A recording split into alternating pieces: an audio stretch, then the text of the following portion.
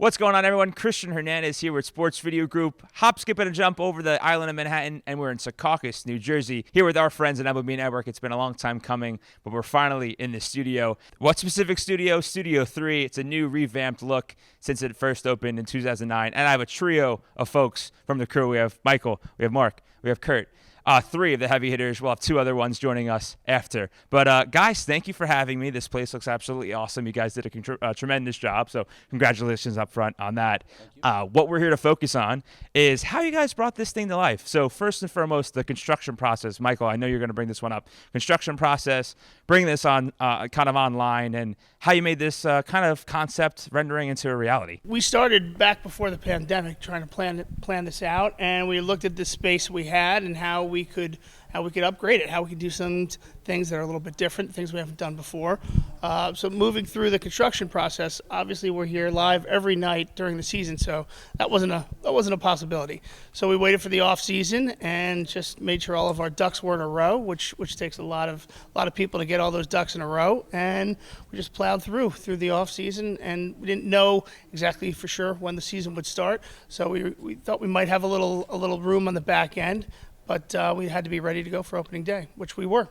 So. Right. And a lot of things to juggle because you mentioned not knowing when to start, but you're also handling live production of games and things of that nature. And then as we go down the calendar, all-star game coverage of the draft and things like that. We're not going to get ahead of ourselves, but this was something that you guys really focused on. So good on that angle. We're going to flip over to Curt. Kind of how you guys brought this thing online in terms of your existing control rooms and the technology, because this is something that was a space before this kind of nook and things over here. So talk about the technology. I know there's something that you want to touch about what we're looking behind us, but also how you kind of brought it up online for your existing infrastructure. The tricky part is always, as you advance, just part of a studio is to maintain the same functionality you have for the crew members and the rest of the studio and the rest of our other studios. So here we sort of leverage the same technology, just a newer version that we feed some of our other LED walls to have the studio technicians be able to control this as seamlessly as possible. The wall we're standing in front of here is actually segmented with curved tiles, and they give a little bit of a radius to give you a true curve as opposed to some of the other walls, which are more gradual as well. So that actually worked out really well. I've got a lot of good feedback on this set in particular, on this curved wall. Right. Before I go flip to the other side, any examples of some of the things that are shown in here to make sure that when fans are at home, they're like, wow, that actually is pretty curved, and you kind of see the actual functionality of the screen? I think just other than the overall look, nothing specific that I've noticed. Marc, have we done anything specific to the curve, or just been? No, just we do MLB Now from here. So when that 3-shot is on, you see the full curve of the LED wall. So you can put 3 different pictures on, and it just kind of wraps around the talent and kind of folds them into a certain spot here. Right, so that's one of the shows we do here. Great. Curt, thanks for the insight. Marc, we're going to stick with you. You mentioned MLB Now. Other shows that are just on this spot, this location that's to the right of us here, but also how is this kind of getting integrated with all the shows that were here before this little set was kind of constructed? Okay, like I said, we do MLB Now here daily at 2 o'clock, and that's Brian Kenny's Saber show where he does Saber, stats. And then we integrate this with other shows. MLB Tonight is a show that I direct, and guys are on the set over here. And they can, if Harold's doing see something in the game he wants to pop off, and instead of going all the way over to 42 and having to get all the way over there, he can run over here to this set that you'll see in a minute over here, and he can pop up there and see how a guy's standing in the batting box, in the batter's box, or if he's, back up, whatever. And then we can put video when there's a backstop LED wall. We can put video back there. He can do breakdowns in there and actually point out what the players are doing, what he's doing with his hands, what he's doing with his feet, whatever.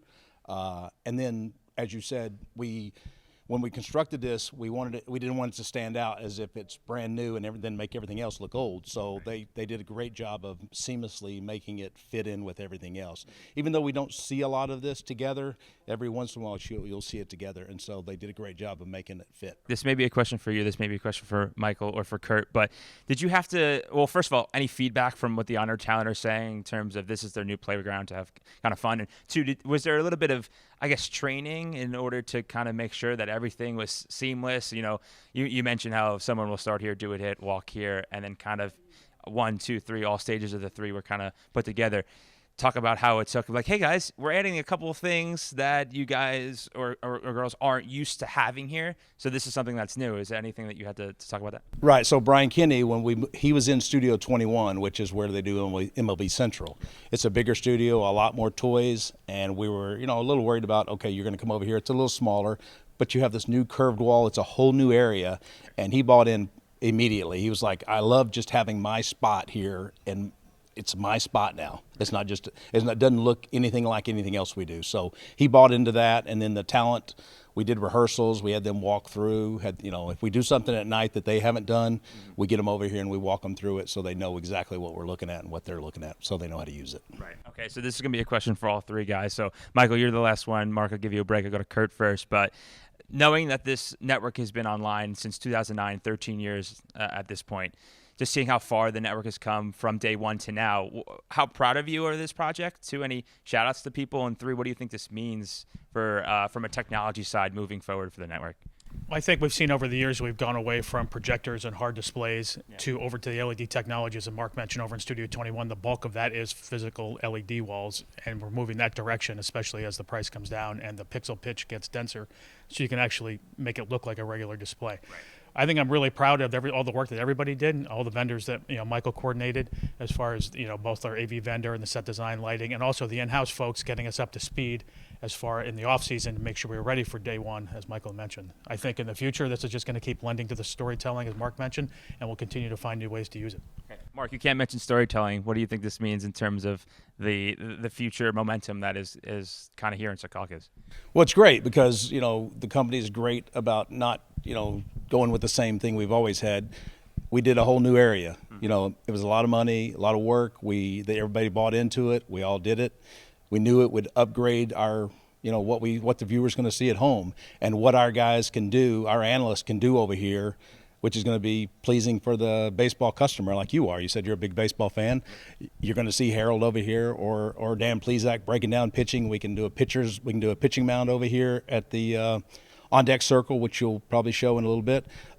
He can show where their foot is on the mound, and he can hop up from the desk and do that in 2 seconds, where used to we would have to go to 42, and it would take a little bit, which we're still going to do. 42 is a great space, but this gives us the opportunity to do it quicker and a lot more than we have in the past. Right, a bit of a time saver, not having to walk. It's not that far, but having to coordinate everyone walking down the hallway, kind of making sure no one's in there, handling schedules. So this is a nice little spot to get some of those things done that you used to have to do back there. Absolutely. Right, Michael.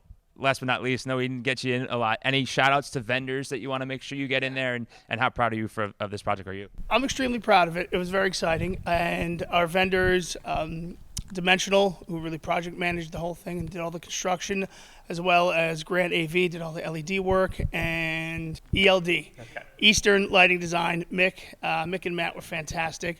So I think the other exciting part, though, which Curt and Marc talked about, we're not finished here. So there's a lot of creative people, the directors, producers, set content, creative services. So everyone's excited about what else can we do here. It's not just, all right, this is the graphic, we're done, moving on. Right. What else can we do? How can we make these monitors work together? How can we keep pushing things forward? So I think that's an exciting part. And everyone's excited about how well this turned out and what's next. Where are we going from here? What other boundaries can we push? So both of those things are pretty exciting. In the biz, that's what we call a tease. Michael, Marc, Curt, thank you for the time. We have some more individuals coming up on these sets to hear more of behind-the-scenes stories. Okay, so we've now shifted over a little bit to the on-deck circle of Studio 3, one of the new pieces that were also added to the project. 2 individuals who are key to this initiative here at MLB Network, Marc Caiafa, Susan Stone. Thank you guys for having me as well. The 3 individuals that we were just speaking with before. The hospitality has been great. So, Susan, we'll start with you. Tell me about your experience on this project, and as someone that's been with MLB Network since day one, you would say 2009, talk about, I guess, the journey that this one space has gone under. Yeah, well, Studio 3 has a lot of individual distinct areas, and the area over there where you were just with Marc and Michael and Curt, that was the only area that was original to 2009 when we launched. It was called the 3-peat area, and a lot of the technology was great for 2009, but not for now. So, for example, we had a bunch of rear projectors that fed a couple of monitors, and at some point they broke and we couldn't get any new ones. So I think Curt sourced some from Best Buy or PC Richards or something like that. So that was what was feeding, our network is the super projector from PC Richards. So it was really time to just have something that could address how we've evolved as a network, and we continue to grow and look at new things. And one of the things that I think all the talent love is what we call the Skybox in Studio 21, where our talent are able to do demos and have kind of like a mini demo area when you don't really want to go over to 42 and do like a big demo, but just something smaller. And we really were looking for that area in order to give us more flexibility, just to be able to be more agile and nimble in Studio 3. And that's why we came up with this on-deck circle area, because this circle here is full LED. It's changeable. It can have whatever in it that we need. It can be, an on-deck circle.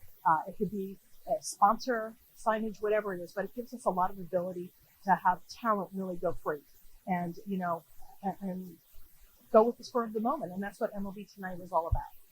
I remember at the earlier days when you guys would just have the tee set up back in the older studio, kind of doing a lot of nittier grittier type of demos. But now this is just taking it to the next level, because you could show, like you said, basically anything, basically any kind of situation. If there's a highlight in a game, either Harold, Mark, whoever can be here and be like, okay, this is their approach to the plate, their mechanics and everything and so forth. So this is great.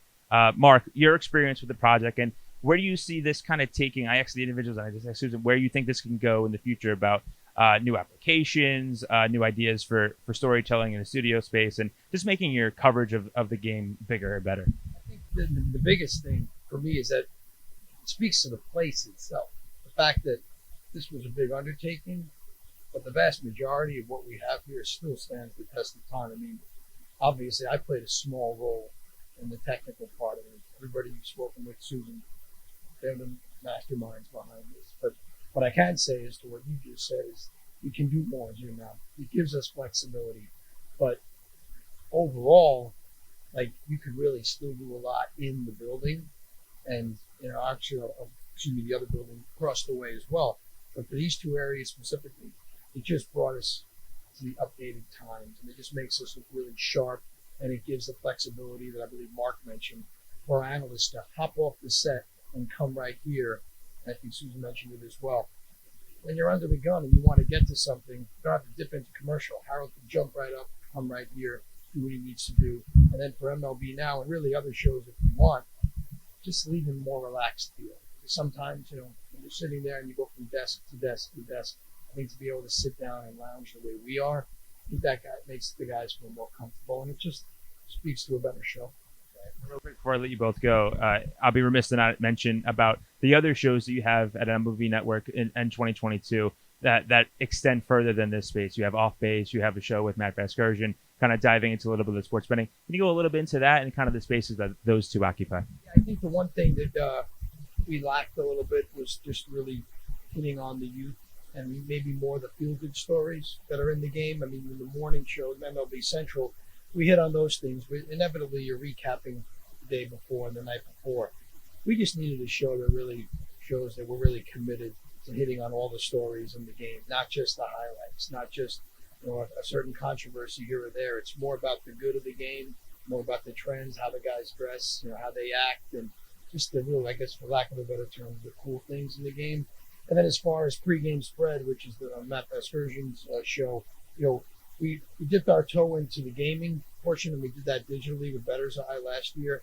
But I think we had to take it to the linear network now too. So, it's we're not full odds, full on, gamblers. It's really, again, more about the fun parts of the game and mixed in with a little gambling talk. That's just where we're headed as an industry as well. Susan, one this on you, but as I mentioned, you've been here since 2009. But when you combine this with the live event production that you have, a couple of new partners for this season, just talk about all the exciting things that it means to be here at MLB Network. There's a lot of things that are coming down the pike, and you guys, I'm sure, are super excited. Yeah, I mean, especially when you consider where we were a couple of months ago and the uncertainty, I think we're all just really jazzed to be playing baseball, have a lot of great new partners and re-engaging with some old partners to work with. We do an awful lot of, one of the ways that we've really grown and expanded in the past couple of years is all the production that we do for our multimedia partners. This is the second year of Beginning, which you love, which is a great show. It's on MLB.TV every day. And so as we've it's allowed us to continue to expand and, grow our facilities. I mean, we've taken advantage. We've built a studio in a conference room, in a storage room, the old mail room. I mean, we'll just put a studio, we'll put something up any place just to continue to, to service baseball fans in all the different areas and different platforms that are out there. And we think it's really important to keep growing the sport to do that. New era of baseball. Marc, thank you for the time. Susan, thank you for the time. Thank you for the hospitality, as always. And keep up the great work. It's great to see. That's it here from MLB Network. If you want to hear more about the stories, please visit our website at sportsvideo.org.